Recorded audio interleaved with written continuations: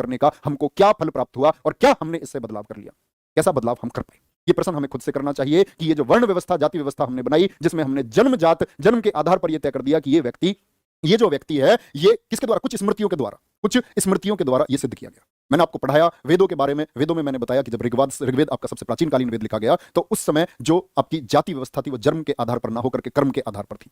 लेकिन जैसे जैसे नए वेदों का जन्म हुआ, जैसे जैसे अथर्ववेद लिखा गया, तो कन्या जन्म की निंदा की गई, स्त्रियों की निंदा की गई, शूद्रों की निंदा की गई।